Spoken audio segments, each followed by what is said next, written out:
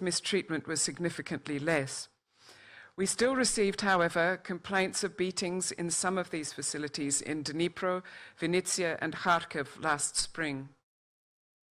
Under international law, prisoners of war should not be held in closed confinement.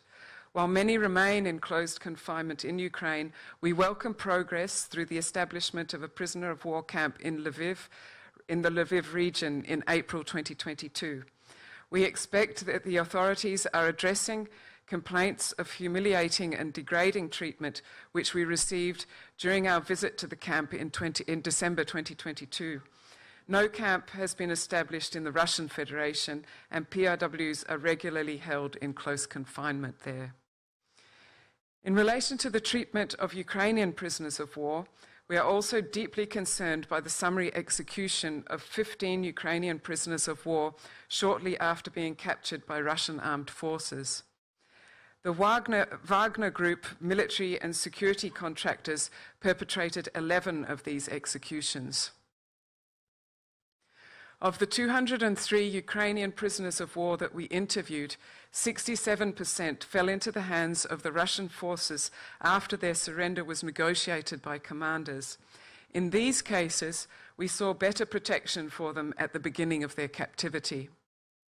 However, the majority of Ukrainian prisoners of war who were captured during battle were tortured or treated before internment. Members of Russian armed forces and the Russian security service tortured and ill-treated them to extract military information, to intimidate or humiliate them, or as a form of retribution. Forms of torture included beating, electrocution, or, in several cases, being shot or stabbed in the legs. Mock executions were also common. The report describes one case where a prisoner of war died from injuries within hours after he was tortured. Conditions for many Ukrainian prisoners of war were shocking. A prisoner of war we spoke to told us, and I quote, "We were provided with just enough food to keep us alive. Access to medical care was often insufficient or unavailable, sometimes leading to dire consequences. The report documents that 5 of them died in internment, reportedly due to the lack of medical attention." The number of documented cases of torture and ill-treatment during internment in penitentiary facilities is shocking. More than 84% endured such mistreatment. Penitentiary staff subjected prisoners of war to so-called welcome beatings upon their arrival, beat and electrocuted them regularly during inspections in cells and while walking them around the facilities. Members of the Russian Federal Penitentiary Services and those in charge of many places of internment in Russian-occupied territory systematically engaged in such practices against prisoners of war. Former prisoners of war told our colleagues that they dreaded weekly trips to the shower, which inevitably ended in beatings and humiliation, often with sexual overtones.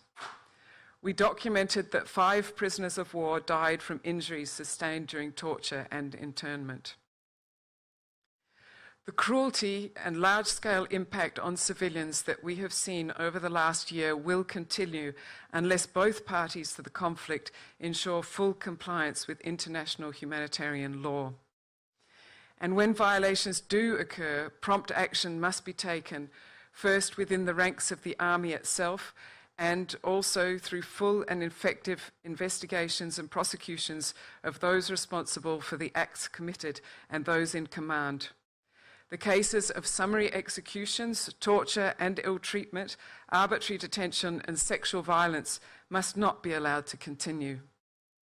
It is now over a year since the Russian Federation launched its armed attack against Ukraine, which has led to the violations that I have outlined today. In the words of our High Commissioner, we appeal again for respect for the sanctity of life, for human dignity, for respect for the principle of humanity. Thank you.